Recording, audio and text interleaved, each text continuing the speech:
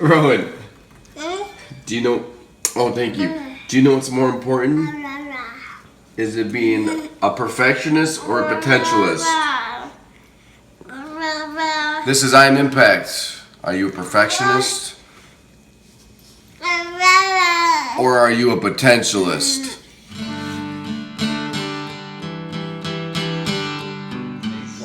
This is episode 8 of I Am Impact. 2 special guests, and the title of the show is Perfectionist to Potentialist. So I'm going to introduce you guys to 2 people. On my right hand side is Gianna Boshemi. I still screwed it up. All right. And then on my left is Brandon Kelly. And both these people are entrepreneurs, business owners. They both have some personal stories that I think are really important to share. So we're going to dive right into it. And Brandon, I'll start with you, man. We talked about personal journey. First of all, I should mention we're at your place. This is Undisputed Strength in Joliet, Illinois. You guys have been open for how long? It'll be 6 years December. Okay. So 6 years, but that road to get here was not very easy. And so you put up a post about the struggle it was. So talk about that real quick because I think that's important. The post was about being passionate, but being persistent. So it was called the power of persistence, and I think that's a big part of a lot of the people that I come in contact with on a daily basis, is especially the people that are just coming to work out, is you have to be persistent with whatever approach you're trying to take or with whatever goal you're trying to reach. And I always talk about just falling in love with the system or with the process itself instead of that goal, and it's sometimes hard because it takes patience. I like that, man. So persistence takes patience, and that's what I kind of wrote about. So yeah, transitioning from San Diego to Joliet, where I'm from, I took a job as a substitute teacher. So for 2 years I was. That doesn't even feel right. Yeah, I know. But for 2 years I was learning about my brain, which was really cool because I didn't know so much about the industry, or like I wasn't like a complete black belt, always learning. But I started learning about business, and so for 2 years I pretty much built a clientele and started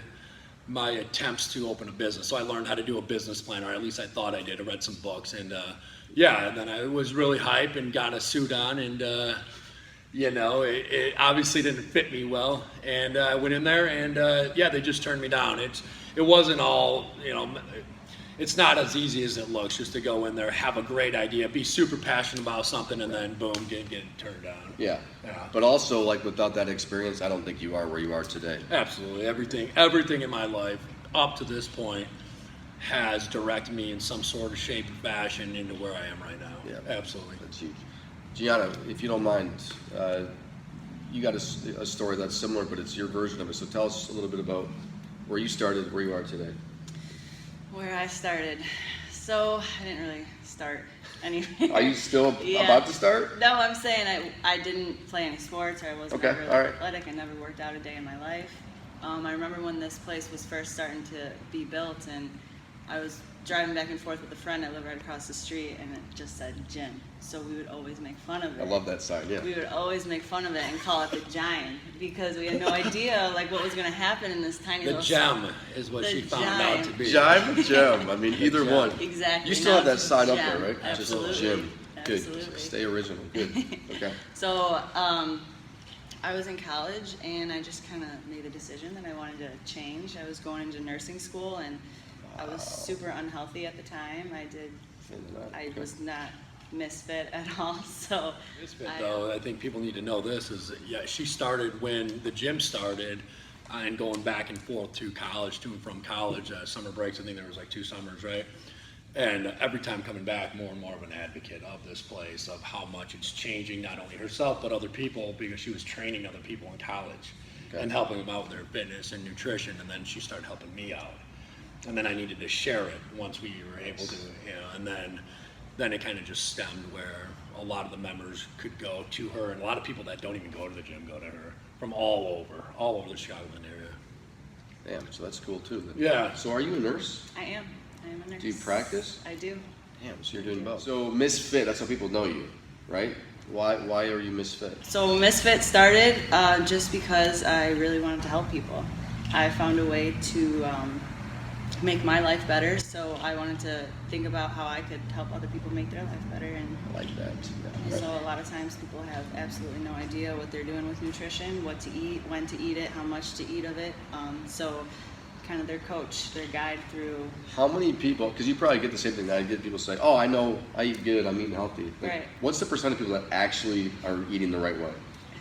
Nobody. Zero, right? Nobody, yeah. Yeah. I mean, and that's why people get really frustrated because they plateau, right? Yes. Working out or nutrition or whatever health, crisis they're trying to overcome.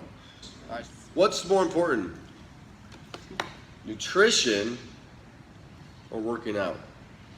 Gianna, you go first. Yeah, there you go. Yeah. Well, I'm gonna go with nutrition. Okay. Why? You could spend 3 hours in the gym working your ass off, but if you go home and eat like shit, you're not gonna really see any results. Yeah, internally Honestly. or externally, right? Yes. That's Okay. the answer. So I've always had that same answer. I'm going to talk about mine in a little bit. BK, what's your answer? I'm going to go with Gianna, but I'm also going to go with myself and say everybody's different. Everybody's different because for me, I better be in this gym because that's where my mindset stems from. Everybody's going to have their passion somewhere else, whether it's books or mathematics or reading, writing, whatever it is. But mine is the weight room or fitness. So I need to be dialed in with my fitness for my mental health to be where it is. And then if my mental health is good, I mean, I'm not saying it's going to be poor, but if I can have a clear mindset and make proper decisions, I'm going to make good decisions with food, get proper sleep, things like that. But for myself, it stems with the weight room. Yeah, so it's individual. My thing is hormonal output is like what makes a person healthy. Yeah, absolutely. And so when you're working out, you release hormones that just have a vast effect on your body. And if you don't release those hormones, sometimes you release stress hormones, which make you crave sugars and carbs, even though, you shouldn't be. So.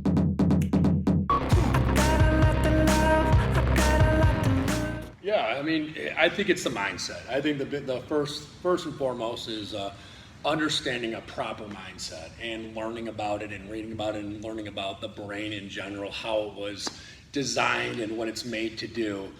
I think it's just, I think it's average reaction when somebody maybe hates on something that you're doing because he or she is looking to do it themselves or are mad at themselves. I know whenever I'm angry, at the end of the day, it's because I did something or I didn't do something that I should have done. I hesitated, I postponed something.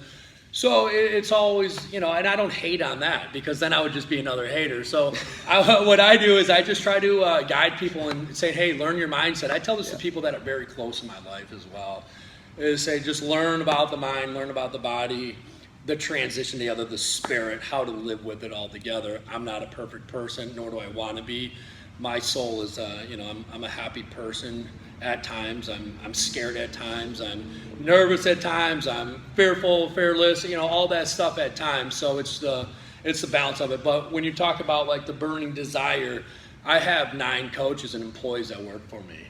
So it's about not only bettering my quality of life, but theirs. Yeah. So it'll never stop because I want them to see what it's like on my side or, on the side of being able to take care of your family, being able to enjoy the weekends, enjoy everything. So that's where it's about, and going from there.